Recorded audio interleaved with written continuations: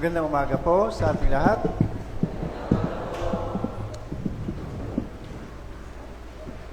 So, mahabang panahon din bago ako nakagkaroon ng pagkakataon na makasama ninyo sa araw ng Panginoon. So, nagagalak po ako at isa itong malaking biyaya din para sa akin. So, tayo po ay mag-aaral ng salita ng Diyos, pero bago po yan, tayo pong lahat ay umuko at manalangin. Ama naming Diyos na banal, dakila at makapangyarihan sa lahat, na sa amin ay patuloy na umiibig. Kami noon na mga lumakad na marumi sa iyong harapan, karapat dapat kami na maparusahan sa walang hanggan. Subalit Ama, nahabag ka po sa amin. Bagko sa pamamagitan ng iyong pag-ibig doon sa krus, ipinahayag mo ang iyong bugtong na anak, dumanak ang iyong banal na dugo at tinubos kami ng walang hanggang katubusan sa pamamagitan ng iyong pag-ibig.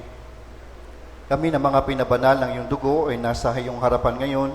Tinipon mo kami sa lugar na ito upang dito namin matanggap ang lahat ng mga biyaya at kalakasan sa pamamagitan ng pag-aaral ng iyong salita. Dalangin ko po, Panginoon, na patuloy mong buksan ang aming mga puso at nawang banal na Espiritu ang kumilos sa amin upang ituro mo sa amin ang kahalagahan at kalakasan at biyaya na ibubuhos mo sa amin sa mga sandaling ito. Ang maging kapangyarihan namin na harapin namin ang lahat ng mga hirap at pagsubok na dumadaan sa aming buhay Kristiyano. Batid niyo po, Panginoon, na sa mga oras na ito, marami sa aming mga pastors and evangelists ay nagpapahayag ng iyong salita sa lahat ng dako ng daigdig. Pakiusap, Panginoon, sa mga mahihirap na sitwasyong ito, patuloy mong ibuhos sa amin ang karunungan upang maipahayag namin ng tama at naayon sa iyong kalooban ang iyong salita sa lahat ng mga aming kapatiran sa loob ng iglesia. Dalangin ko po, Panginoon, ang ilan sa amin mga kapatiran, nabatid nyo na wala sa mga oras na ito, kung sino man po sa kanila ang sinusubok ng kahirapan o nakakaranas ng karamdaman, pakiusap, Panginoon, hinihiling ko na panumbalikin mo ang kanilang pisikal na pangangatawan upang ang kalakasang ito'y patuloy naming maitaas sa iyo para sa iyong kaluwalhatian. Dalangin ko rin, Panginoon, ang nalalapit naming Bible Seminar, na nawa turuan mo kami na makapaglingkod sa iyo ng tama sa pamamagitan ng aming sakripisyo at mga gawa. Dalangin ko rin, Panginoon, sa pagpapahayag ng iyong salita sa mga sandaling ito, na mamutawi sa aking mga bibig ang mga masaganang salita na magiging kalakasan namin sa aming buhay pananampalataya. Nawa, Panginoon, ay maipahayag ko lamang ang naayon sa iyong banal na kalooban. Mula sa simula hanggang sa matapos ay sa iyo lang po kami lubos na magtitiwala at aasa. Ito po ang aming dalangin at hiling sa pangalan ng iyong tanging anak na si Jesus. Amen. Good morning muli. So nabati na ba natin yung mga katabay natin? Good morning po. Good morning po. Buksan natin yung ating mga Biblia sa aklat ng Ebanghelyo ni Lucas.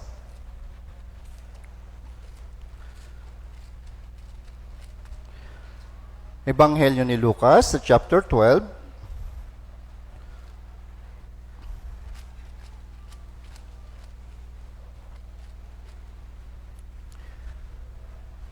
Babasahin po natin mula sa verse 16 hanggang 21. Lucas chapter 12, verse 16 to 21.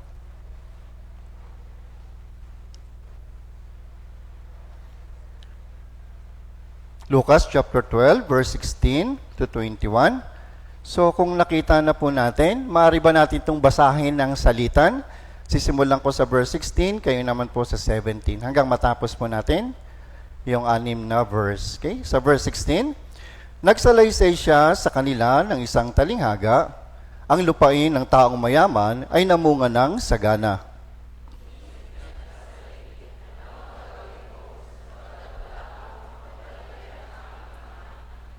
Sinabi niya, ito ang aking gagawin. Gigibain ko ang aking mga kamalig at magtatayo ako ng mas malaki at doon ko titipunin ang lahat ng aking mga butil, mga pag-aari.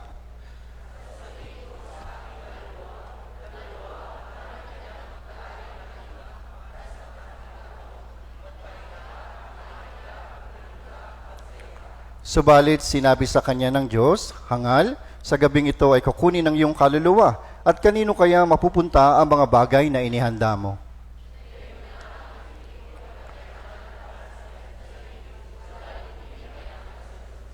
So, meditate natin yung ating scriptures na binasa. So, nung ang Panginoong Hesus ay nangangaral, lagi niyang dinidescribe yung mga kayamanan at kariyan ng langit sa pamamagitan ng mga matalinghagang salita. At sa pamamagitan din ng salitang iyon, dapat na maunawaan natin na wala nang mas mahalaga pa kaysa sa mga bagay na nais ibigay sa atin ng Diyos. At kung mauunawaan natin, magkakaroon tayo ng detailed understanding kung gaano ito kahalaga, gagawa tayo ng mga bagay na laging konektado doon. Dahil yung mga bagay na walang kasiraan, sila yung mga bagay na mananatili ng walang hanggan. Ito yung mga bagay na nais ibigay ng Diyos sa atin.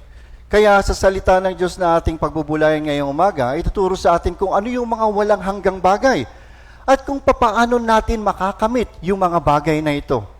At ano rin yung mga bagay na maglilihis sa atin sa mga mas mahalagang bagay na dapat matanggap natin mula sa Diyos. Sinabi dito sa ating binasa, nagsalaysay siya sa kanila ng isang talinghaga, ang lupain ng taong mayaman ay namunga ng sagana. Binabanggit po dito, yung taong yun hindi siya ordinary na isang tao, kundi mayroon siyang kasaganahan. Mayroon siyang marami at mayroon siyang higit kaysa sa ibang tao. Yung salitang mayaman po pwede nating ituon sa taong yun. Okay? At sa kasalukuyang buhay ng taong yun, mas lalo pa siyang sumasagana. Kapag ang isang tao, nandun siya sa kasaganahan, sa tingin niyo po ba, wala na siya magiging problema? Sa kalagayan ng taong mayamang to, alam niyo po, yung kanyang kayamanan, ito pa yung nagbibigay sa kanya ng problema, nagdudulot ng problema. Sinabi niya sa verse 17, ano yung gagawin ko? Sapagkat wala akong mapaglalagyan ng aking mga ani. Tayo po ba, ano yung nagiging kadalasan natin? Problema. Yung pag-iimbakan o yung bagay na iiimbak natin? Yes. Problema natin kung paano tayo magkaroon ng mga bagay na gusto natin. Tama po? Kung paano tayo magkaroon gaya ng iba. Pero dito sa binasa natin, itong taong to, yung problema niya, yung paglalagyan ng kanyang yaman. Dito maunawaan natin na kahit ang isang tao ay nasa kanya na yung lahat, mayroon pa rin siyang problema. Hanggang sa maisip niya, sa verse 18, ito yung aking gagawin. Gigibayin ko ang aking mga kamalig at magtatayo ko ng mas malaki. At doon ko titipunin ang lahat ng aking mga butil at mga pag-aari. Magtatayo ako ng mas malaki. Ito yung mindset ng isang businessman. To grow, to expand yung kanyang mga wealth and yaman. Dahil sa kayamanan, maging yung lifestyle ng isang tao, binabago nito. Tama po? Kaya nga minsan yung mga dukha, hindi sila pwedeng makalapit. At hindi sila hinaharap ng mga taong mayroong mga kayamanan. Binabago ng kayamanan yung physical na karakter ng isang tao. Sa verse 19, at sasabihin ko sa aking kaluluwa, marami ka ng pag-aaring naimbak para sa maraming taon. Magpahinga ka, kumain ka, uminom ka, magsaya ka. At dito maunawaan natin kung bakit napakaraming mga nasa ganitong estado ng tao, hindi na naghahanap ng Diyos. Yung kanilang kayamanan, yung nagiging solusyon nila sa mga problema nila sa buhay. At dahil sa kayamanan at kasaganahan, akala ng iba, ito na yung buong buhay. To become successful in the futures. Okay? Matupad yung lahat ng mga pangarap, mag-impok para sa mga susunod na salinlahi. Yung kayamanan, mga pangarap, hindi ka po sinasabing mali po ito. Hindi ka po sinasabi ito na masama. Okay? Kahit na mayroon tayo ng lahat ng ito, ang pinagdidiinan po dito, kung wala kang kaligtasan, magiging walang kabuluhan ang lahat ng mga bagay ito sa harap ng kamatayan. Dapat nating maunawaan, may katapusan ng lahat at darating yung araw na haharap tayo sa Diyos. Sa verse 20, subalit sinabi sa kanya ng Diyos, hangal sa gabing ito ay kukunin ng iyong kaluluwa at kanino kaya mapupunta yung mga bagay na inihanda mo. Dapat nating maunawaan dito kung bakit tinawag ng Diyos yung taong yun na hangal. Bakit? Sa harap ng ibang tao, itong taong mayaman ito, successful siya. Sa harap ng ibang tao, maraming nais na maging kagaya niya. Pero sa harapan ng Diyos, tinawag siyang hangal. Ano yung karakteristik ng isang taong hangal? Ang taong hangal, walang katotohanan sa kanya, kundi yung bagay na kanyang nakikita at nahahawakan. Ang isang taong hangal, yung kasinungalingan sa kanya, ito yung totoo. At binabaluktot yung katwiran. Nakatuon sa mga bagay na kapakinabangan lang ng laman. Ano yung kakainin, ano yung gagamitin, ano yung para bukas. Ganito yung mindset ng isang taong nagbubuhos ng panahon para sa kayamanan sa lupa. Subalit, sinabi ng Diyos, hindi siya mayaman sa mga bagay na makalangit. Hindi siya nagdaan ng mga bagay para sa kanyang kaluluwa. Dahil sa bagay na ito, kaya napakahirap sa isang mayaman yung magkaroon ng kaligtasan. Dahil yung isang taong mayaman, hindi na siya nangangailangan ng anuman.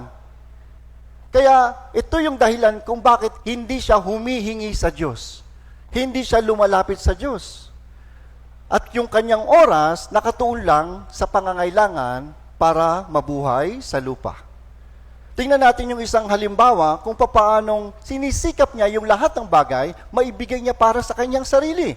Ecclesiastes chapter 2, tingnan natin, lagyan natin ito ng tali, punta tayo sa Ecclesiastes chapter 2. Ecclesiastes chapter 2, sa verse 2 and 3.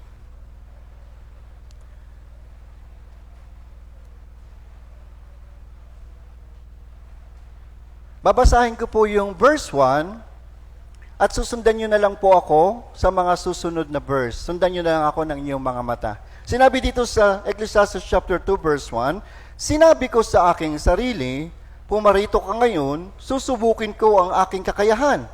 Magpakasarap ka, ngunit ito rin ay walang kabuluhan. Sa verse 2 binanggit dito, aking sinabi tungkol sa halakhak. Sa verse 3, binanggit dito, siniyasat ng aking isipan. Sa verse 4, binanggit din dito, gumawa ako ng mga dakilang gawa. Sa verse 5, gumawa ako para sa aking sarili. Sa verse 6, gumawa ako para sa sarili ko ng mga tipunan ng tubig.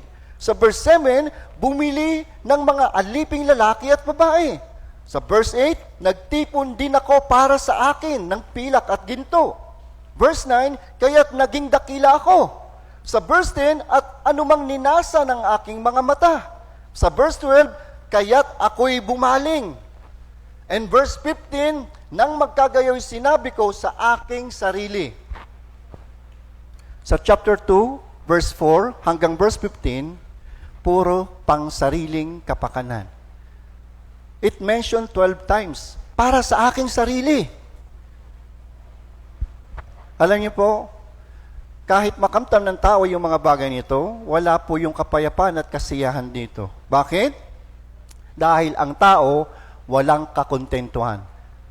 And at the end of time, malalaman niya, sinabi dito sa verse 18, basahin natin, 3, 2, 1, kinamuhian ko ang lahat kong pagpapagal na aking ginawa sa ilalim ng araw. Yamang nararapat kong iwan sa tao na susunod sa akin. Sa kanya marirealize, walang kabuluhan ang lahat ng mga ginugol ko sa aking buhay. Bakit? Dahil ang tao, wala pong kakontentuhan. Ang tao, kahit nasa kanya ng lahat, gusto niya yung sa kanila, sa kanya pa rin. Hindi nakukontento ang tao o makukontento ang puso ng tao kahit makamtan niya lahat ng mga bagay sa mundo. Sa Ecclesiastes chapter 1 verse 8, atras tayo sa verse 1, chapter 1 verse 8. Sinasabi dito, lahat ng mga bagay ay nakakapagod. Higit sa sinasabi ng tao, ang mga mata sa paningin ay hindi nasisiyahan, ni ang tenga sa pakikinig ay walang kabusugan. Kaya ang tao walang kakontentuhan sa buhay. Halimbawa dito yung ating government. Ano yung nakikita natin sa kanila? Yung kanilang pagiging sakim. Hindi sila kontento sa libo, sa hundreds, sa million. Gusto nila lahat mapasa kanila. Hindi sila kontento sa katayuan at kapangyarihan na mayroon sila. Gusto nila mas makapangyarihan sila sa lahat. Ganito ba yung tamang pamumuhay na nais ninyo? Wala pong kakontentuhan. Pero alam niyo po, yung bagay na nagbigay sa atin para makumpleto tayo, walang katumbas yung bagay na ito.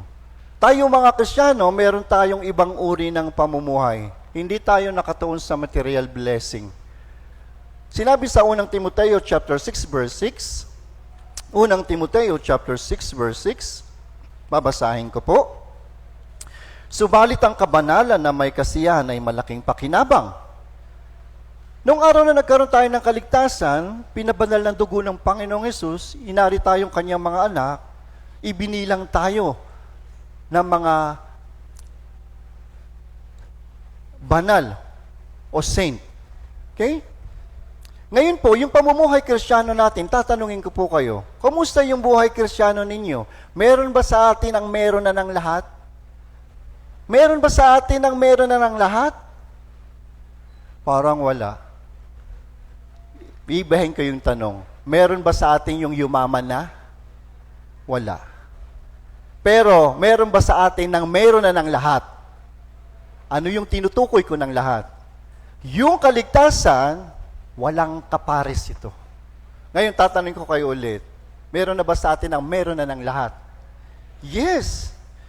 Wala man sa atin yung sumagana, yumaman, pero kinumpleto ito ng Diyos. Hindi natin kayang sagutin yung tanong na meron ba sa inyong sumagana at yumaman. Pero yung tanong kung kumpleto na tayo, mabilis natin itong natitestify. Yes, I'm a son of God. Okay? At masaya tayo bilang anak ng Diyos. Kaya nga kahit dumanas tayo ng hirap, maraming mga pagsubok, yung mga Kristiyano nakangiti pa rin. Isang bagay na pinagtatakahan ng sanlibutan sa atin. Dumaan yung bagyo, nasalan tayong parehas na bahay. Yung iba talagang humahanap ng kalinga, tulong, sa pupwede nilang malapitan. Pero tayo tahimik lang at naghihintay ng tulong ng Diyos. Ito yung kapayapaan na ibinigay sa atin. Yung kapayapaan ito, wala itong material blessing na maitatapat doon. Sa verse 7, unang Timoteo chapter 6 verse 7, sinabi dito, sapagkat wala tayong dinalang anuman sa sanlibutan at wala rin naman tayong mailalabas na anuman. Ngunit kung tayo may pagkain at damit, masiyahan na tayo sa mga ito. Yung tunay na kagalakan ng mga Kristiyano, wala sa mga material na bagay, kundi nasa kapanatagan at yung kanyang buhay na pag-asa sa Panginoong Jesus. Bilang isang Kristiyano, mas nakakapamuhay tayo ng may karunungan sa harapan ng Diyos sa pamamagitan ng pagkakaroon ng sapat lang. Tama po? Hindi natin kailangan ng sobra-sobra o magkaroon ng higit man. Yung makapamuhay na may karunungan ay ang mamuhay na umaasa lamang sa Diyos. Yung mga material na bagay, ito ba yung totoong kayamanan? Hindi po. Okay? Sa Lucas chapter 12 verse 21, gayon nga ang nagtitipon ng kayamanan para sa kanyang sarili, subalit hindi mayaman sa Diyos. Maring masabi natin, kayamanan naman talaga yun. Maring mapakinabangan natin, pero sa napakaigsing panahon. Ibig sabihin, hindi magtatagal lahat ng mga nahahawakan at nakikita nating bagay dito sa lupa. Lahat ng mga material kayamanan, mayroong katapusan at mawawala sa sandaling panahon. Wala tayong madadalang anuman pagkatapos ng buhay natin dito. Buksan po natin sa Mateo chapter 6 verse 19. Mateo chapter 6 verse 19.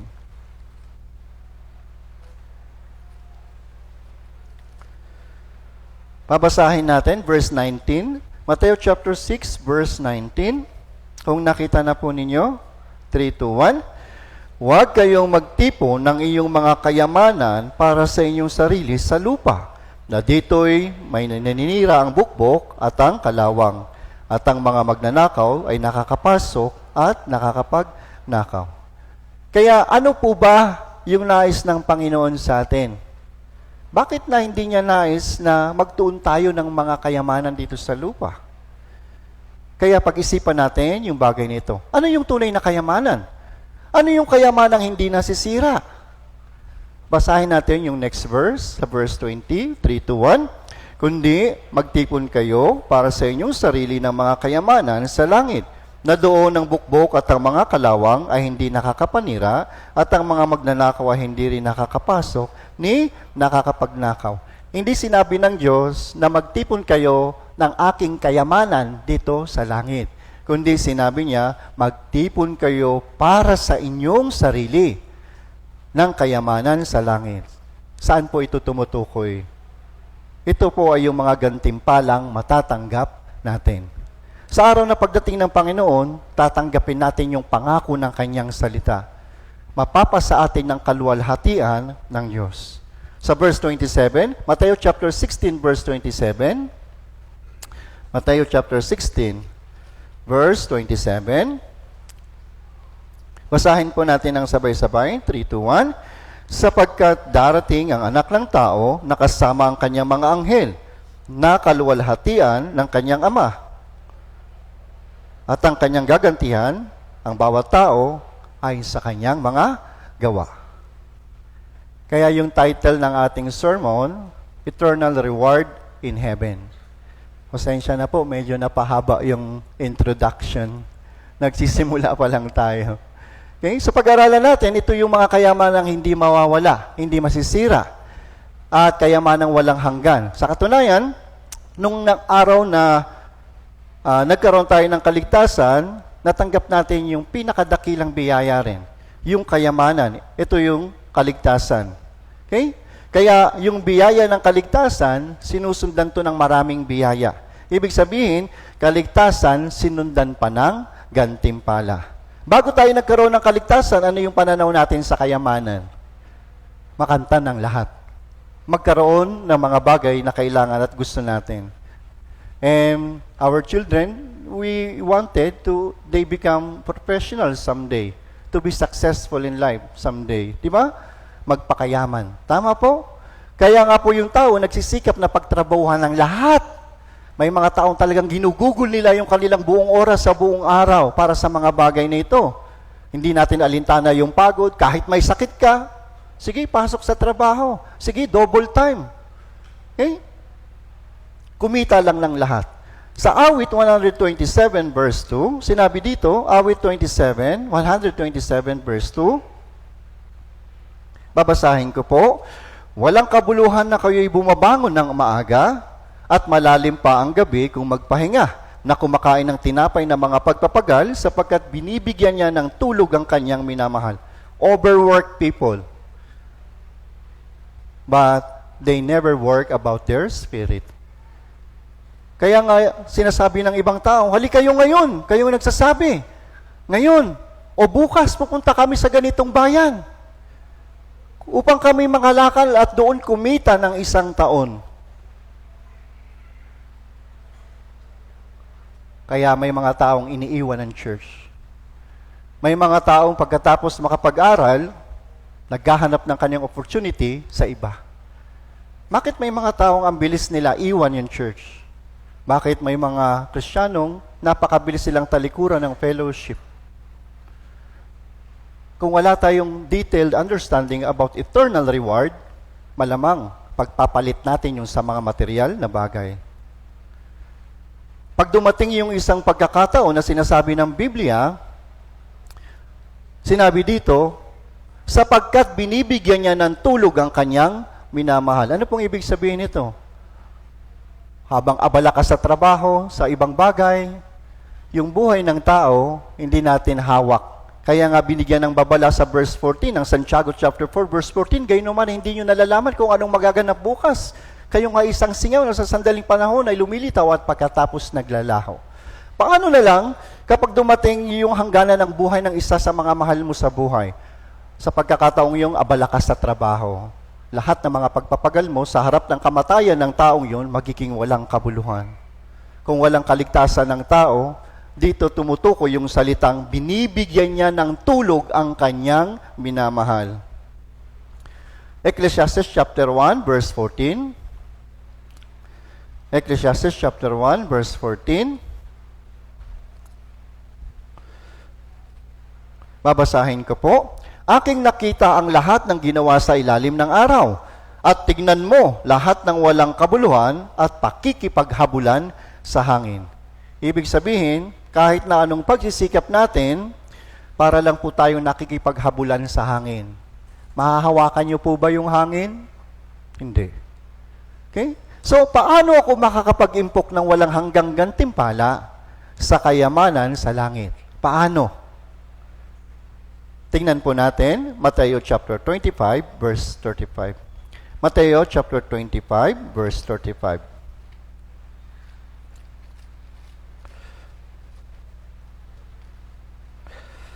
Mateo chapter 25, verse 35.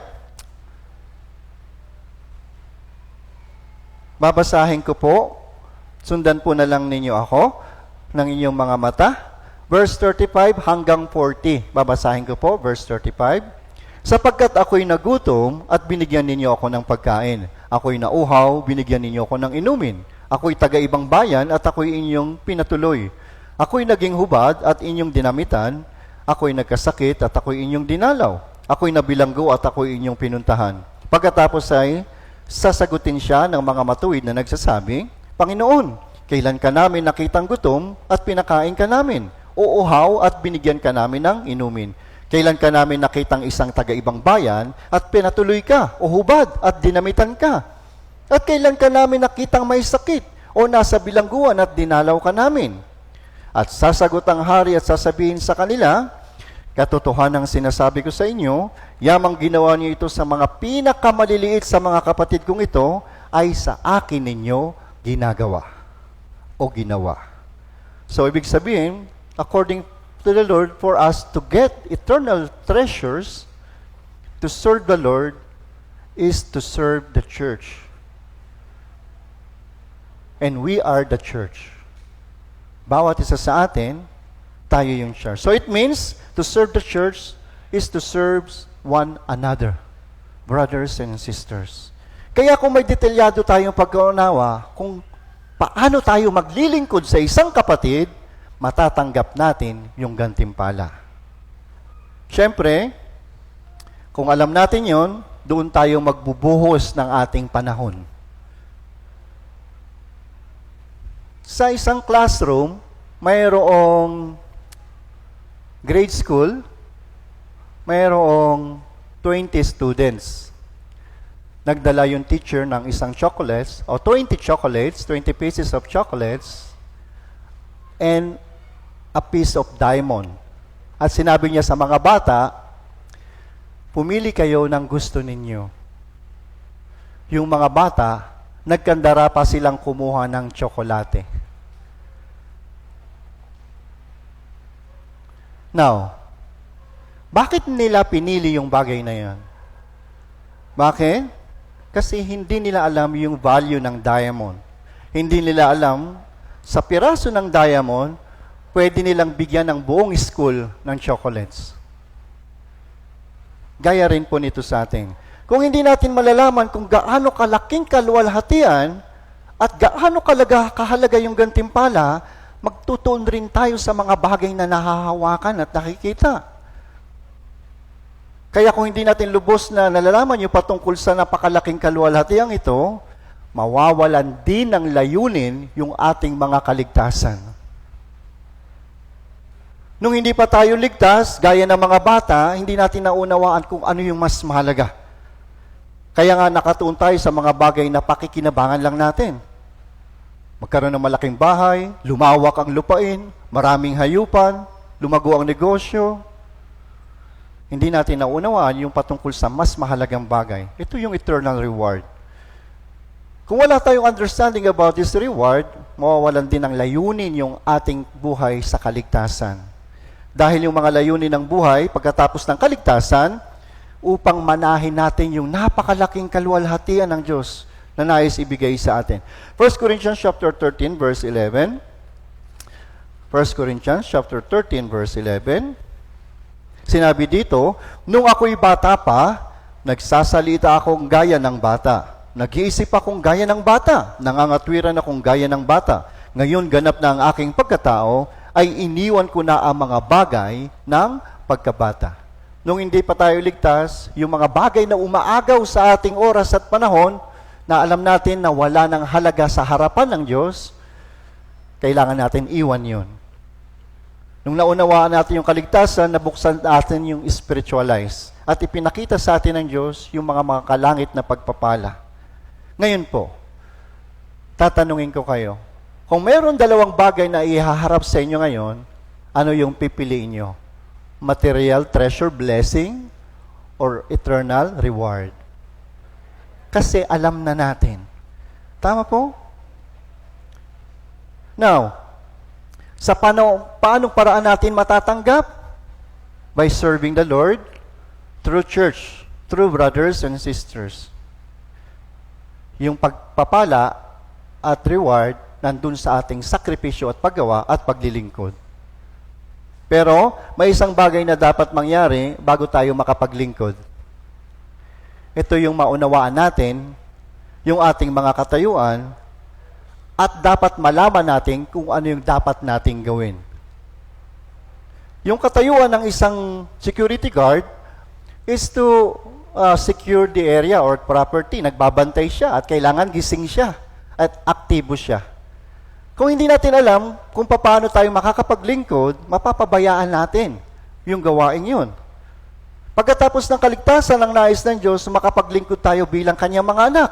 At kapag nalaman natin yung bawat role natin bilang isang anak ng Diyos, gagawa tayo mula sa bagay na yon. Romans chapter 12 verse 1, ito yung isang bagay. Romans chapter 12 verse 1, alam na alam natin yung verse na ito. Kaya nga mga kapatid, isinasama ko sa inyo alang-alang sa mga kahabagan ng Diyos na inyong ialay ang inyong mga katawan na isang handog na buhay, banal, kasiyasiya sa Diyos na sa inyong makatuwirang paglilingkod. Yung makatuwirang paglilingkod ay yung ialay yung ating natitirang buhay na paglingkuran ng Panginoon. Yung mga apostol, na isa katuparan ito sa kanilang buhay, namatay silang martir. Nung makita nila na mayroong muling pagkabuhay, nagpatotoo ito na mayroong malaking kaluwalhatiang naghihintay pagkatapos ng buhay. Kaya nga matapang nilang ipinangaral ang ebanghelyo sa iba't ibang dako ng lupa. Yung katawan nila, wala silang pagkakaiba sa katawan natin. Yung espiritong nasa kanila, na gumawa sa kanila, hindi ito iba sa espiritong nasa atin. Kaya kung nagawa nila yon, kaya din nating paglingkuran ng Diyos hanggang sa huling buhay ng ating oras dito sa lupa. Paano nila yun na isa pamuhay? Una, isinapuso nila yung salitang alipin. 2 Peter chapter 1 verse 1. 2 Peter chapter 1 verse 1.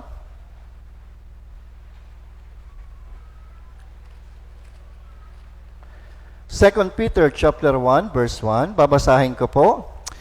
Si Simon Pedro, alipin at apostol ni Jesucristo, sa mga tumanggap ng mahalagang pananampalataya ng gaya ng sa amin, sa pamamagitan ng katwiran ng ating Diyos at tagapagligtas na si Jesucristo.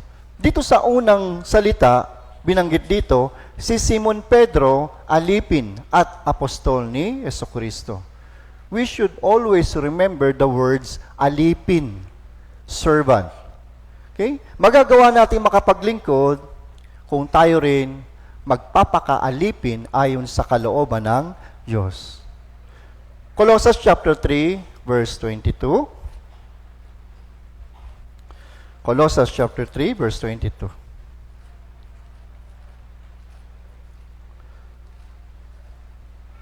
Basahin natin Colossians chapter 3 verse 22. Kung nakita na po, 3, 2, 1. Mga alipin, sumunod kayo sa lahat ng mga bagay sa mga Panginoon ninyo sa lupa. Hindi naglilingkod kung may tumitingin, na gaya ng nagbibigay lugod sa mga tao, kundi sa katapatan ng puso na may takot sa Panginoon. Sinabi dito, mga alipin, sumunod kayo. Kaya pagkatapos ng kaligtasan, dapat meron tayong pusong nais na maging bahagi doon sa paglilingkod. Hindi maaaring 3 hanggang 5 taon, church goer, hindi po. Sa maiksing panahon, kailangan magawa natin makagawa pa ng mga bagay na higit kaysa nung una. Magawa natin maging bahagi ng ministry, Okay? Halimbawa, yung driving ministry, ginagantimpalaan ng Diyos yung mga ganitong uri ng paglilingkod. Alam niyo po ba, habang tulog pa kayo sa inyong mga tahanan, gising na sila at naghahanda na. Pagka-uwi niyo sa inyong mga tahanan, pabalik pa lang sila sa church. Sila yung unang dumarating at huling umuuwi. Alam na alam at nakikita ng Diyos yung sakripisyo ng ganitong uri ng paglilingkod. Sa kitchen ministry, yung mga kamay ng church, sila yung mga mother sa loob ng church. Kitang-kita ng Diyos kung paano dinededicate nila yung kanilang puso doon sa gawain. Mapaglingkuran lang ang bawat isa sa inyo. At mayroong mga taong nagtalaga. May mga tao na kailangan nating sundin sa mga bagay na dapat nating gawin. Kung hindi natin magagawang sumunod sa tao na nakikita natin na itinilaga sa harapan natin, hindi rin tayo makakasunod sa salita ng Diyos. Hebrews chapter 13 verse 17. Sumunod kayo at magpasakop sa mga namumuno sa inyo. Kaya yung obedience ang napakahalaga para makagawa tayo at magkaroon ng gantimpala. Kaya bilang mga alipin at naglilingkod, kailangan natin itong gawin na may buong pagpapasakop, buong puso. Sinabi dito, kundi sa katapatan ng puso. Hindi tayo maglilingkod para sa about self-glory. Hindi tayo naglilingkod para makatanggap tayo ng kapurihan mula sa ibang kapatid. Alam niyo po, yung pretending works is fake works. Gumagawa lang siya kapag nakakatanggap siya ng kapurihan. Kung wala nang nakatingin, mabilis siyang nagsasawa, napapagod, at kalaunan aalis siya. Sinabi dito, gawin ang paglilingkod kundi sa katapatan ng puso. Inilalarawan po ito sa isang faithful servant, faithful Christians. Yung isang faithful Christian naglilingkod kahit sa mga lihim na paggawa, kahit walang nakakakita. Okay?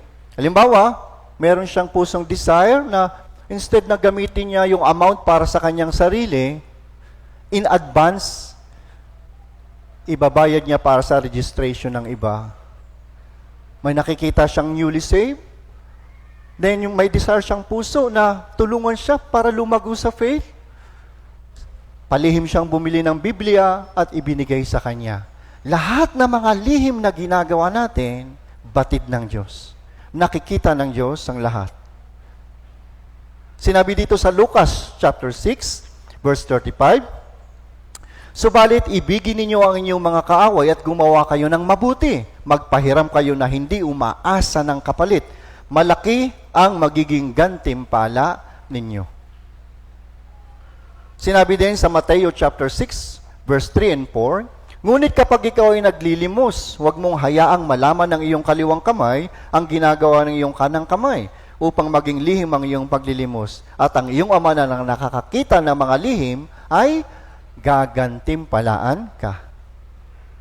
Halimbawa, instead na pambili mo ng load, nagliles ka dun sa baon mo, yung natatanggap mong budget mula sa iyong asawa, itinatabi mo yung para sa Diyos. Okay? Kitang-kita ito ng Diyos. Ibabalik ng Diyos ng higit pa doon sa mga bagay na ibinibigay natin through material and spiritual blessing. Alam ng Diyos lahat ng mga bagay na ginagawa natin. Sinabi ng Biblia, maging ang bilang ng iyong buhok, alam na ng Diyos. Mateo 10:30, di ba? Paano natin ma-illustrate yung ganitong salita na sinabi ng Diyos? Ibig sabihin, walang lihim na hindi hayag sa harapan ng Diyos. God is omniscient. He knows everything. God is omnipotent, the Almighty God. Omnipresent, He is in everywhere. Kaya maging yung mga sikretong gawa mo na paglilingkod, alam ng Diyos.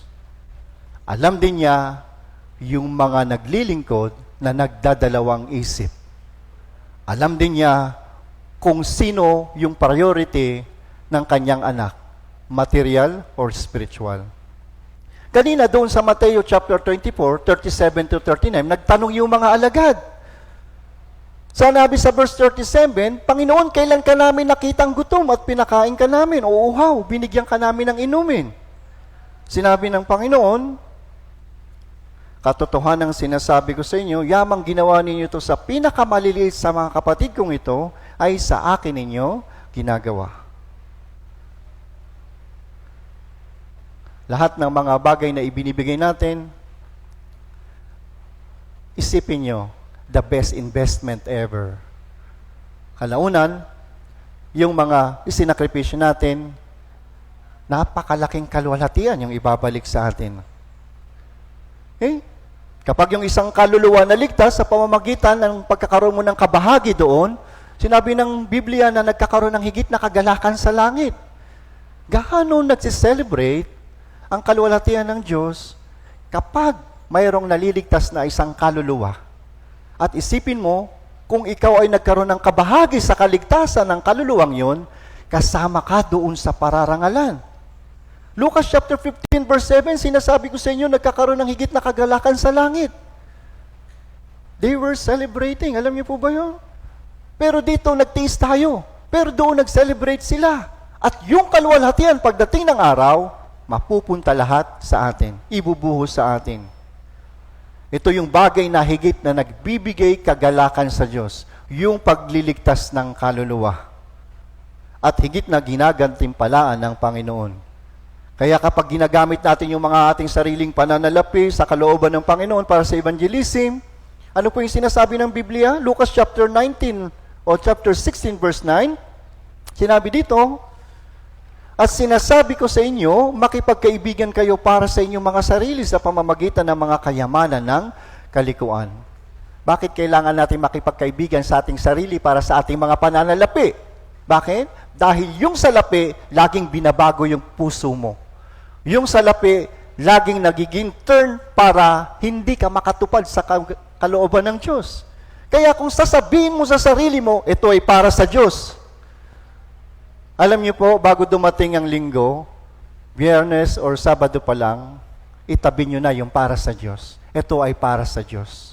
At kapag nagdi-decide ka sa iyong sarili ng mga bagay na ganon, nakikipagkaibigan ka sa iyong sarili.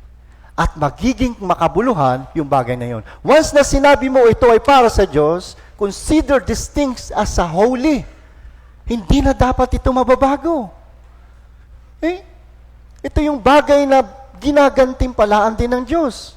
Yung kayamanan ng kaliguan, gawin nating matuwid sa harapan ng Diyos. Kung magagamit natin ito ayon sa kalooban niya, nagiging matuwid yung kayamanang yun. At sinabi dito, at kanilang tanggapin kayo sa mga walang hanggang tahanan. Ibig sabihin, mayroong resulta, mayroong bagay na mabuti sa hinaharap. Colossians chapter 3 verse 2. Buksan natin, Colossians chapter 3 verse 2. Babasahin natin, mahalaga po ito. Colossians chapter 3 verse 2.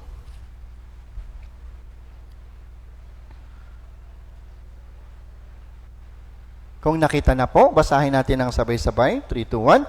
Ituon ninyo ang inyong pag-iisip sa mga bagay na nasa itaas, hindi sa mga bagay na nasa ibabaw ng lupa. Ito yung tamang saloobin ng isang lingkod ng Diyos.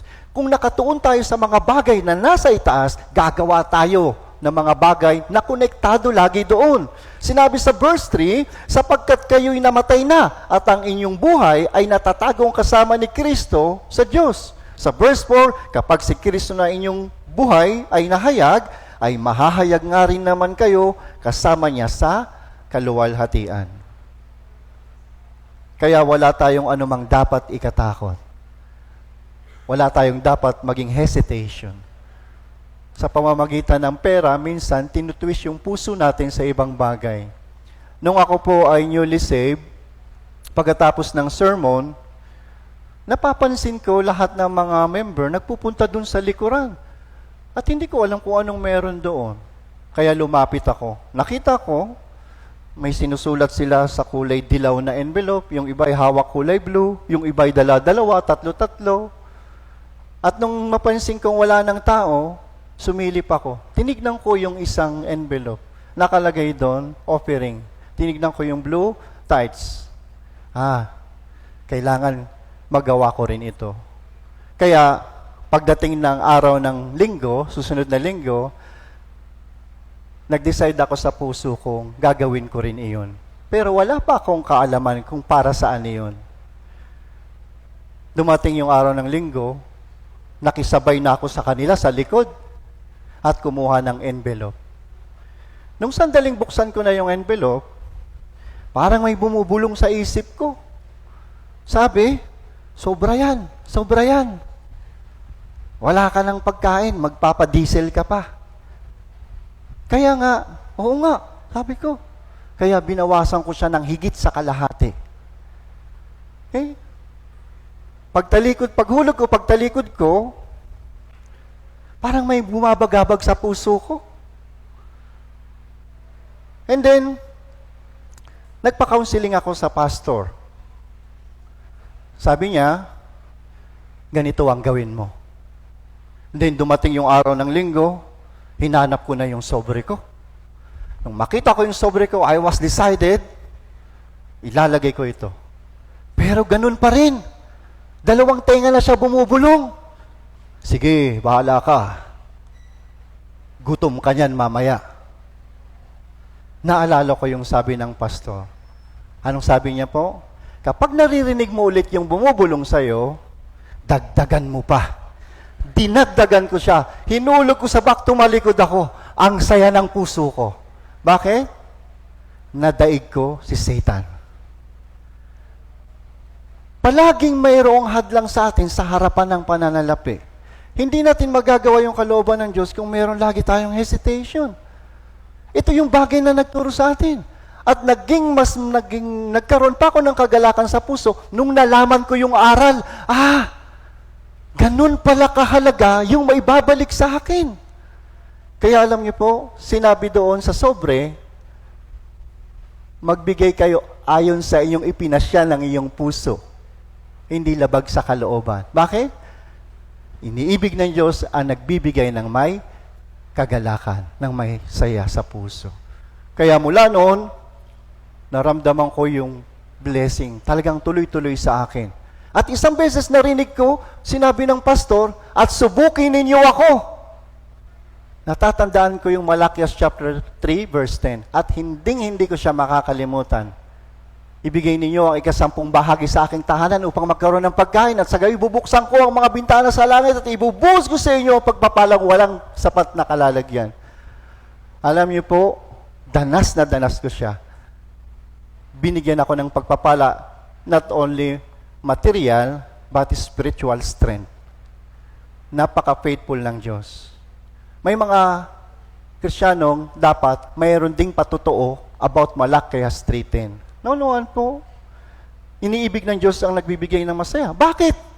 Ano yung kagalakan na sa atin? Alam natin, mayroong gantimpala. Naunuan po? Okay?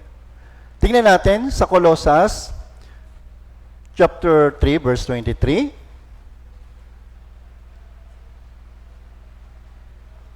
Babasahin ko, ano man ang iyong ginagawa ay inyong gawin ng buong puso na gaya ng sa Panginoon at hindi sa mga tao.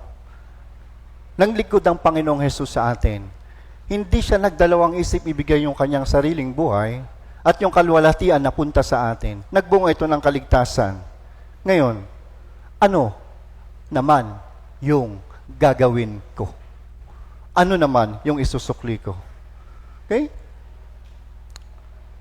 Sa Colossus chapter 3, verse 24, yamang inyong nalalaman na sa Panginoon, tatanggapin ninyo ang gantimpalang mana, paglingkuran ninyo ang Panginoong Jesucristo. Dito, dinedirect tayo na yung kayamanan at gantimpala nandoon sa paglilingkod. Sa paglilingkod, ginagawa natin ito na may pagkakaisa. Unity, sama-sama. Pero, yung gantimpala, individual. Wala pong tinatawag na group reward. Okay? Bagaman mas mabuti itong gawin in unity para mas mabilis yung evangelism, mas mabilis mapasa atin yung reward, pero yung reward, individual.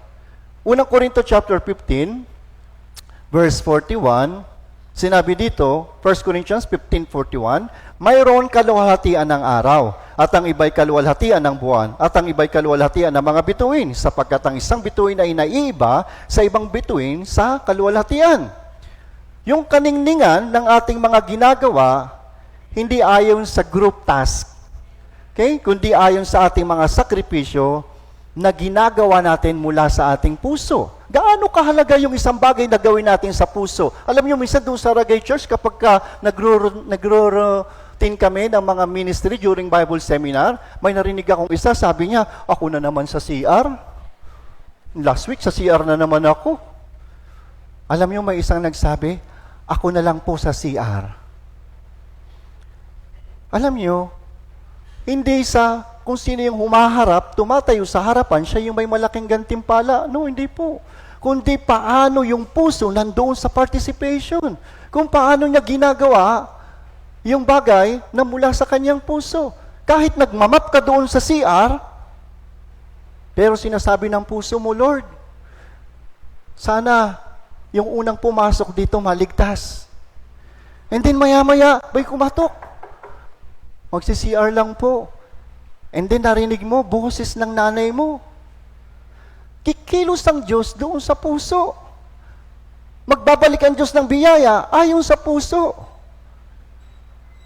Serving is not about how much that we can do.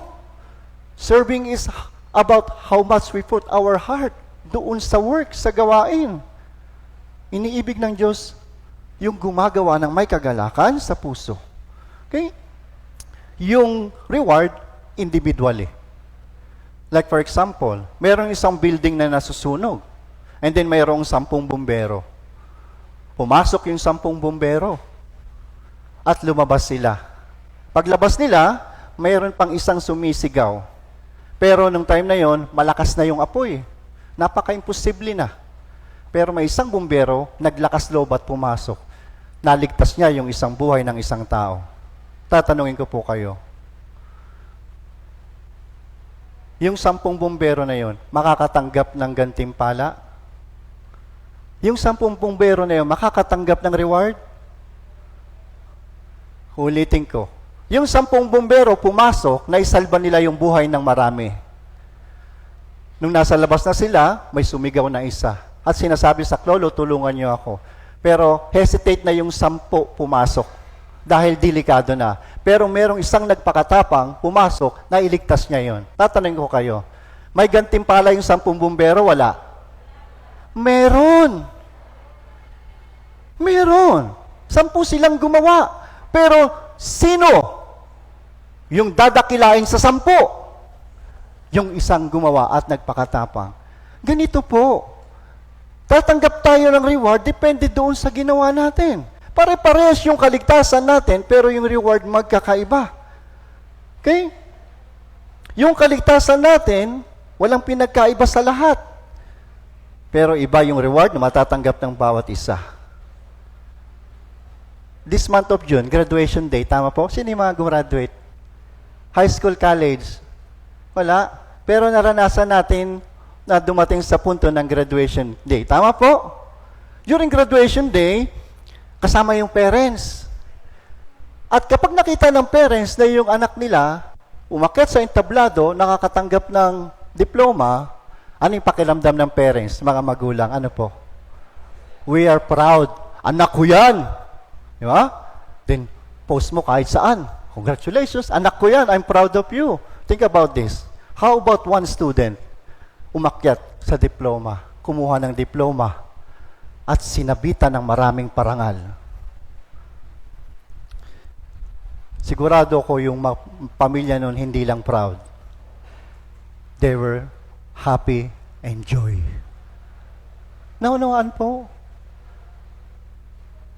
At sa mga pagkakataon yun, nandun ka, nakaupo ka. Ay nakita mo yung family ng inawarda ng summa cum laude, magna cum laude, nagtatalunan sa galak. Minsan may saloobin tayo. Sayang, kung pinag-igihan ko lang sana ng mas mabuti, napakalaking kagalakan nito sa aking magulang. Pero wala na pong time. Graduation day na. Yung chance na yan, alam niyo po, nasa atin pa ngayon. May chance tayo na makatanggap ng higit kaysa sa iba. Iba ang kaluwalhatian ng buwan sa bituin. Pag nakakakita po kayo ng bituin na sobrang laki at maningning, ano po yung unang impression ninyo? Ano po yung unang impression nyo? Wow, ang ganda! Pagmamasdan mo siya ng mahabang oras. Ganito tayo sa harapan ng Panginoon kapag nakakagawa tayo ng mga bagay, nagniningning tayo sa Kanyang paningin. Okay? Unang Korinto, chapter 15, verse 41, mayroong kaluwalhatian ng araw, iba ang kaluwalhatian ng buwan, iba ang kaluwalhatian ng mga bituin, sapagkat ang isang bituin ay naiiba pa sa ibang bituin sa kaluwalhatian. Kapag nakakita po tayo ng nagniningning na bituin, napakaganda niya sa mata natin. Ganon din tayo kapag nakakagawa tayo ng mga higit na bagay kaysa sa iba. Nagniningning tayo sa harapan ng Diyos. Alam niyo po, napakalapit na ng graduation ng mga Kristiyano. We are living at the end of times. Palati natin yan naririnig. Naalala niyo po ba yung sitwasyon doon sa Lucas chapter 23, verse 42? Nung mapako ang Panginoong Jesus, mayroon dalawang kriminal sa harapan niya. Tama po.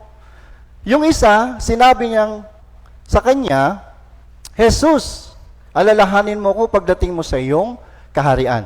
Tama po? And then sumagot si Jesus, katotohanan ang sinasabi ko sa iyo. Ngayon ay makakasama kita sa paraiso. Now, brothers and sisters, tatanungin ko po kayo, naligtas ba yung makasalanang yon? Naligtas po ba? Isipin nyo, ano yung gantimpala niya?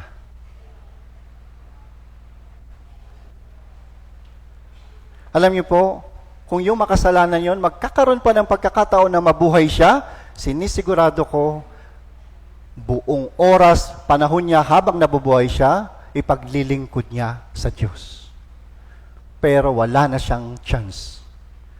Yung pagkakataong yon, nasa atin pa ngayon. Pwede pa tayong gumawa ng maraming bagay. Pero napakaiksi na lang ng pagkakataon. Kapag dumating ang Panginoon, tapos na po yung lahat. Wala ng evangelism, wala ng sakripisyo. Sa panahon yung maiisip mo, dapat binenta ko na lang yung bakante naming lupa. At inilagay sa gawain kung alam ko lang. Hanggang ngayon, pinaparealize sa atin yung dapat natin gawin. Huwag niyong hayaan yung mga kayamanan ng kalikuan, ilikudin kayo doon sa daan na nais ng Diyos para sa atin. Revelation chapter 22, verse 12. Alam na alam natin yung verse na ito. Let's us recite. 3, 2, 1. Ako'y malapit nang dumating at dala ko ang aking gantimpala upang gantihan ang bawat isa sa kanyang ginawa. Meron daw isang kwento, narinig ko lang sa ating mga senior pastor, isang Kristiyano nakakyat sa langit. And then sinalubong siya ng anghel. Sabi niya, congratulations, nandito ka na.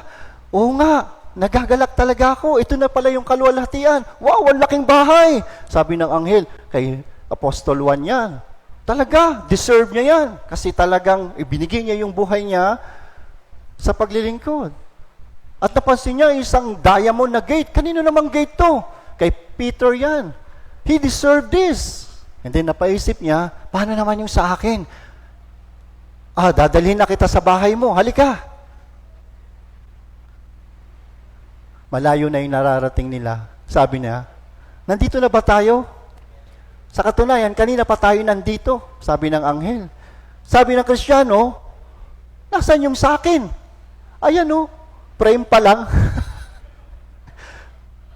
Sinabi ng Biblia, ako'y malapit nang dumating, dala ko ang gantimpala upang gantihan ang bawat isa ayon sa kanyang ginawa. Kaya habang gumagawa tayo ng pagsasakripisyo dito sa lupa, patuloy na umaangat yung mga materialis doon. Naunawaan po? Okay? Sa bawat sakripisyo paggawa, tatanggap tayo ng gantimpala. Tingnan natin sa 1 Corinthians chapter 15 verse 58. 1 Corinthians 15:58.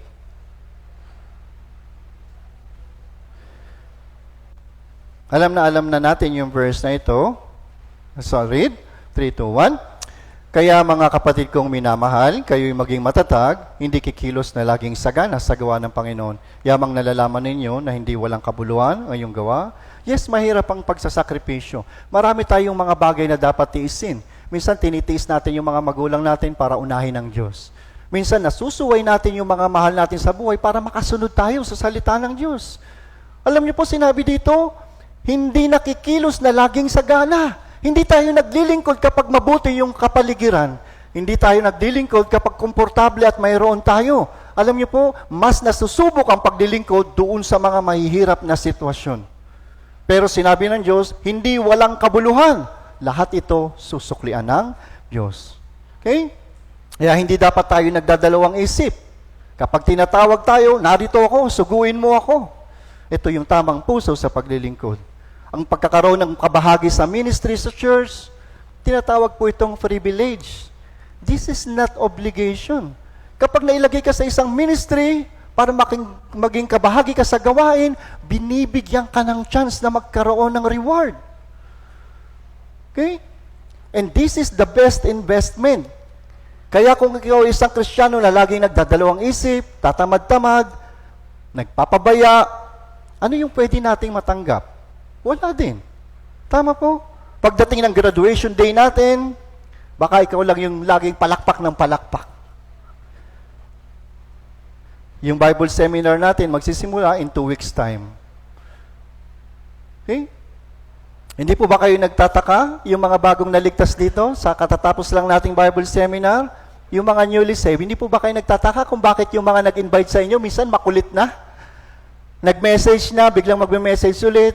Kapag di ka nagre-reply, tatawagan ka pa, paulit-ulit kang papaalalahanan. Sana makapag-attend po kayo. Bakit ganito yung puso nila? Bakit? Dahil sa gantimpala. Alam nila yun. Okay? Yamang nalalaman ninyo na hindi walang kabuluhan ang iyong gawa sa Panginoon. Kahit na maliit man, malaking bagay kung ginagawa natin sa Diyos, susuklayan ito ng Diyos. Mainit ang panahon, nag-uulan man, pinupuntahan mo yung isang kapatid, pinapalakas mo siya, kitang-kita ito ng Diyos. Ginaganti pala ng Diyos yung ganitong uri ng paglilingkod. Okay? Minsan, naghahanda tayo ng mga bagay para magkaroon tayo ng fundraising. Kakainin mo na lang, ibibigay mo pa. Kitang-kita ito ng Diyos. Lahat ng pawis at pagod mo doon sa labor of love, alam na alam ng Diyos. Kaya nga kung sinasa puso natin, noon lahat ay mayroong kaukulang gantimpala, lahat gagawa tayo na konektado doon. Kaya nga minsan doon sa labor of love, habang nakahiga ka sa bahay mo, may ibang kapatiran doon, nagtatabas ng damo. Okay? May mga kapatiran tayong talagang maraming tinitiis. Kitang-kita ito ng Diyos. Matthew chapter 10, verse 42, At sino mang magbigay ng kahit isang basong tubig na malamig sa isang maliit na mga ito, sa pangalan ng aking alagad, katotohanan ang sinasabi ko sa inyo, tiyak na hindi siya mawawala ng kanyang gantimpala. Bakit may tubig dito? Dahil mauuhaw ang preacher? Alam niyo po, kahit walang tubig, may papangaral ang salita ng Diyos. Pero bakit may tubig dito? Dahil mayroong gantimpala mula dito. Maliit na bagay na ginagawa mo sa isang kapatid, malaking bagay sa harapan ng Diyos. Paano pa kaya kung gumawa ka ng higit pa sa isang kapatid? Of course, mas malaking kaluwalhatian yung matatanggap natin. Okay? Lucas chapter 6 verse 22.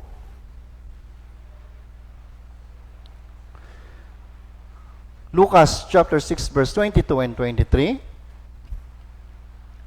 Medyo bibilisan ko po para magkasya yung ating oras. Babasahin ko. Mapalad kayo kung kayo'y kapopuotan ng mga tao, kung kayo'y layuan at kayo'y alipustahin, at itakwi lang iyong pangalan na tila masama dahil sa anak ng tao. Verse 23, basahin natin, 3, 2, 1. Magala kayo sa araw na iyon at lumukso kayo sa tuwa, sapagkat malaki ang inyong gantimpala sa langit. Sapagkat gayon din ang ginawa ng kanilang mga ninuno. Alam niyo po, habang lumalalim yung paglilingkod natin sa Diyos, ang unang umuusig sa atin, pamilya. Naranasan niyo po yan? Usigin kayo ng sarili ninyong mga kapatid, magulang. Pero anong ginagawa natin? Nagtitiis tayo. Hindi dapat nating gantihan ng masama ang isa pang masama. Dahil yan, nasasaktan tayo emotionally and mentality na mahirap ito para sa atin. Marami tayong mga bagay na tinitiis. Pero bakit merong ganitong Kristiyano na sa harap ng pag-uusig na nanatili yung kanyang kaamuan? Dahil dito, sa verse 23, Magalak kayo sa araw na iyon, lumukso sa tuwa. Malaki ang inyong gantimpala sa langit. Kaya sa kabila ng inaaway ka, inaalipos ka, kinakapuotan ng iba, mas piliin nating makita yung kaamuan at paggalang at panatiling malinis ang iyong budhi upang kapag kayo'y inalipusta, ang mga nagsasalita ng laban sa inyong mabuting paraan ng pamumuhay kay Kristo ay mapahiya.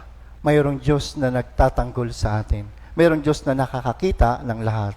Kaya nga yung mga apostol, ganun na lang sila naging martyr. Dahil alam nila, mayroong kaluwalhatian sa huli. Okay? Paano naman po sa isang anak ng Diyos na masuwayin? Lucas chapter 12, verse 47.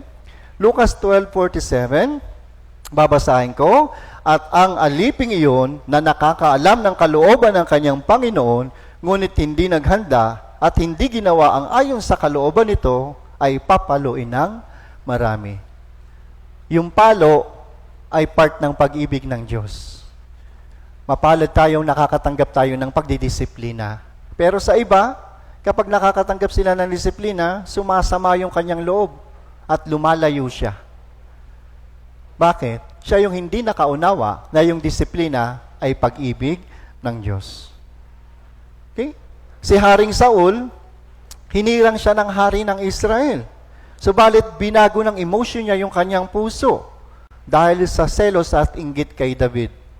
Kaya si David, higit na yung ginantimpalaan ng Diyos. Sa kabila ng mayroong pagkakataon siyang libakin si Saul, pero hindi niya yung ginawa. Bakit? Dahil minsan lang si Saul binuhusan ng langis ng Diyos. Ginamit siya bilang lingkod ng Diyos. Yung humbleness ni David, nag-angat sa kanyang pangalan. Si Haring Asa, hinirang at ginawang hari ng Diyos. Pero yung kalahati ng kanyang paghahari, sa 41 years, kalahati noon, nagbago yung kanyang puso. Hindi niya na sinunod yung kalooban ng Ama. Okay? Kaya nagkaroon siya ng karamdaman at namatay. Kaya ang mga merong mga anak ng Diyos o naglilingkod na inaalis at nadidisqualified. Maging sa hanay namin. Maging kami mga lingkod, meron tinatawag na Pastors Qualifications Seminar. Dito'y tinuturuan kami para naka-inline yung aming buhay bilang isang naglilingkod. Okay? At yung pinakaunang nagiging problema minsan, sumusuway na sa kalooban ng Ama. Hindi na sinusunod yung nais ng Diyos, kundi yung sarili niya sa tingin niyang tama. Ito po ay pagmamataas. Kaya yung pananatili ng kapakumbabaan, yung taong merong malaking pagkatakot sa Diyos sa kanyang puso. Ito rin ay isang tunay na kayamanan natin sa lupa. Hindi sa pamamagitan ng material or treasure. Kawikaan chapter 22 verse 4, ang gantimpala sa pagpapakumbaba at takot sa Panginoon ay kayamanan, karangalan, at buhay. So if you lose the privilege of serving the Lord, you're losing these kinds of privilege. It's like losing reward from the Lord. Kaya kung meron kayong pagkakataon na makapasok doon sa ministry, meron man sa inyo nandoon na sa ministry, yakapin natin yung ministry niyan. Ilagay natin sa puso yung paglilingkod at gawain. At along the way, marami tayong mga bagay na dapat tiisin. Maaari ang ilan sa atin nag-iisip ng ganito. Bakit parang unfair ng buhay? Mula nung naligtas ako, talagang ang daming pagsubok sa buhay ko. Yung kapitbahay ko, hindi ligtas. Parang sila pa yung anak ng Diyos. Sila pa yung sumasagana yung buhay. Parang hindi sila pinababayaan. Samantalang ako, ang daming pagsubok sa akin. Meron ba kayong ganitong puso?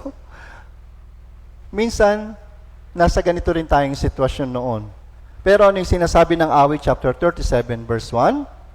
Sinabi dito, Awit 37:1, huwag kang mabalisa dahil sa masasama. Huwag kang managhili sa mga masama ang gawa. Huwag mo silang kainggitan, kaimbutan. Hindi dapat kainggitan yung kayamanan ng kalikuan. Ibig sabihin, mga kayamanang hindi magtatagal. Okay? Sa verse 7, basahin natin ang sabay-sabay. Kawikaan chapter 37, verse 7, 3 to 1. Ikaw ay manahimik sa Panginoon at matyaga kang maghintay sa Kanya.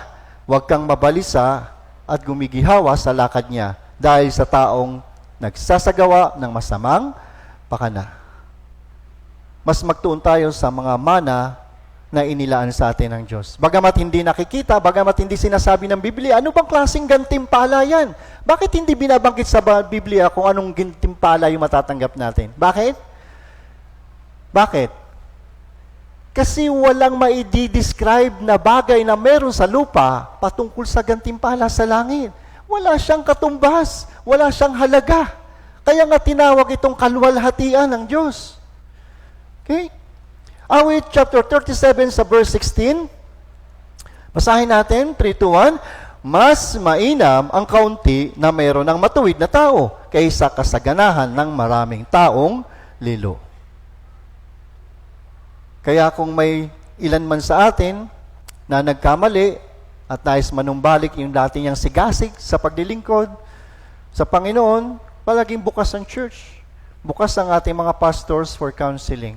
Isa sa mga key point para manumbalik yung alab pagkatapos ng repentance, counseling. Ibibigay sa atin yung tamang biyaya.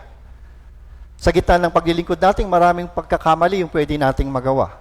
Maaaring dahil sa kahinaan o hindi natin nagagawa ng tama ng may katapatan o faithful yung isang gawain. But God is always a generous God. God is a merciful God. Handa niya tayong bigyan muli ng pagkakataon. Okay? Magsisika lang ng lubusan sa puso mo, panunumbalikin ng Diyos yung alab nito. Pero gaya nila, si Haring Saul at Asa, okay? Binigyan naman sila ng maraming pagkakataon pero hindi sila nagsisi, kaya tuluyan silang inalis ng Diyos. At ipapalit, bibigyan ng pagkakataon ang iba. Minsan yung ating emotion and feelings, ilan sa mga dahilan kung bakit lagi tayong may hesitation sa pagsiserve. Unang Kronika, chapter 15, verse 7. Unang Kronika, chapter 15, verse 7. Ikalawang Kronika, chapter 15, verse 7. Second Chronicles 15:7, babasahin ko po. Ngunit kayo, magpakatapang kayo, huwag ninyong hayaang manghina ang iyong mga kamay, sapagkat ang iyong mga gawa ay gagantimpalaan. Alam ko, talagang ang sobrang pagod na pagod sa loob ng church, lalo na during Bible seminar, is yung mga mothers. Marami silang mga pag-aasikaso na hindi natin madalas nakikita. Nakapokus tayo dito sa sermon hall. Pero sa likod nito, sila yung talagang gumagawa. Minsan napapagod yung kanilang kamay. Minsan, talagang umuupo na lang sila dahil sa pagod physically. Pero pagkatapos ng sandaling maupo, tatayo at gagawa, magpapatuloy muli. Okay? Alam niyo po, nung ako ay naglilingkod bilang driving ministry doon sa church na kinabilangan ko dati, naalala ko, mayroong isang matanda na ang pangalan niya, Sister Lourdes. Si Sister Lourdes, tuwing araw ng linggo, sinusundo ko siya sa shed, malapit sa bahay nila. So mula sa bahay nila, naglalakad siya ng 30 to 45 minutes patungo doon sa pick-up points. Okay? Dahil sa nakikita ko, matanda na siya, mga around 60 plus, inalok ko siya, Sister Lourdes, huwag ka nang mag-alala. Susunduin na kita mismo ng sasakyan sa bahay mo. Alam niyo po, natatandaan ko pa yung sinabi niya. Sabi niya sa akin, "Wag na po, brother. Kaya ko naman para may gantimpala ako." May ilang linggo yung lumipas. Nung nagsundo ako ulit sa shed, hindi ko na siya nakita. At kailangan ko nang umalis. Pagdating ko sa church, naroon po siya, nakaupo na, nagbabasa ng Biblia. At sabi niya, "Pasensya ka na, Brother Michael. Hindi ko nasabi sa'yo, pumunta na ako ng mag-isa dito sa church." Nagtanong ako, "Bakit ho?" Alam niyo po kung anong sinabi niya? Alam ko may mas malaking gantimpala, sabi niya sa akin. Ngayon kalaunan, dinala ko ng Diyos sa Ragay Church. 2 taon pa lang ako sa Ragay Church, nang mabalitaan ko si Sister Lourdes, namatay na. Minsan may pagkakataon akong umuwi sa amin sa Bulacan para mabisita yung pamilya ko. And every time na dumadaan ako doon sa shed, lagi kong naaalala si Sister Dolores. Hindi ko siya makakalimutan. Naniniwala ako ngayon, natanggap niya lahat ng gantimpala doon sa kanyang mga ginawa. 2 Chronicles chapter 15 verse 7, ngunit kayo, magpakatapang kayo, huwag ninyong hayaan manghina ang iyong mga kamay, sapagkat ang iyong mga paa ay gagantimpalaan. Okay? Ano man ang paglilingkod na natanggap natin sa loob ng church, ingatan natin, mahalin natin ito. Dahil ito yung gantimpala, dito nagmumula. Lahat ng mga ginagawa natin na may kaugnayan sa gawain ng Panginoon sa church, binibilang ng Diyos. Walang bagay na hindi lingid sa mata ng Diyos. Kaya kung alam natin ito, syempre, dito na tayo magtutuon. Yung mga material blessing, oo, mayroon ng sanlibutan. Pero isang bagay, yung hindi matutumbasan, yung ating mga kaligtasan. Nakakapagod man mag-serve, let's continue. Yung 300 na kasama ni Gideon, pagkatapos nilang lumaban doon sa 135,000 Midianite army, napagod sila. Kaya nga sinabi doon sa Hukom chapter 8 verse 4, sinabi doon, yung 300 napapagod na. Tumawid sa ilog ng Jordan, pero nagpapatuloy sila. Palalakasin ng Panginoon yung mga naghihintay sa Kanya. Matatanggap natin physical blessing and spiritual, kung gagamitin natin yung ating katawan bilang buhay na paglilingkod. Okay? And minsan, naranasan ko din na talagang nagsusundo ako na hinihintay ko pa yung isang member. Nasaan na po si naliligo pa, palabas na po, nagsusuklay lang. Iniwan ko siya. And then may lumapit sa aking sister, napaka-unfair naman, evangelist. Palabas na nga, iniwan mo pa. Kailangan ko pong umalis. Sorry, brother po ako noon. Napaka-unfair naman, brother. Kailangan ko pong umalis. Kasi may mga naghihintay sa akin. Yung salitang unfair, alam niyo po, salita ito ng isang taong nakatingin na lang sa material. Hindi niya nauunawaan na kung yung kapatid niya maglalakad, pupunta sa ibang church, alam niyo po, magkaiba ang gantimpala ng sinundo sa bahay kaysa sa nagpunta ng kusa sa church. Kung alam po ninyo yung bagay na ito, gagawin niyo ito sa inyong mga buhay Kristiyano. Ako'y malapit na dumating at dala ko yung gantimpala upang gantihan ang bawat isa sa ayon sa kanyang ginawa. At huwag natin iwawala yung gantimpalang nagawa na natin. Alam niyo po ba yung gantimpala pwede pa siyang mawala? Ano yung makakapagpawala sa mga bagay na pinagpaguran natin? Pagkatapos nating maglingkod ng buong katawan, buong oras, and then sa isang pagkakataon, nawala siya sa harapan ng Diyos. Alam niyo po ba kung pwedeng mangyari yan? 2 John chapter 1 verse 8.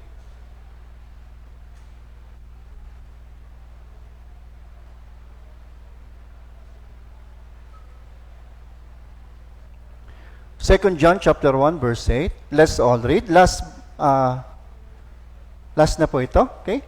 Ingatan ninyo ang inyong sarili. Basahin natin 3, 2, 1. Ingatan ninyo ang inyong sarili upang wag ninyong maiwala ang mga bagay na aming ipinagpaguran, kundi upang tumanggap kayo ng lubos na gantimpala. Ito yung dahilan minsan kung bakit. Alam niyo po, naranasan ko rin, merong isang sister, talagang napaka-sipag niya sa evangelism.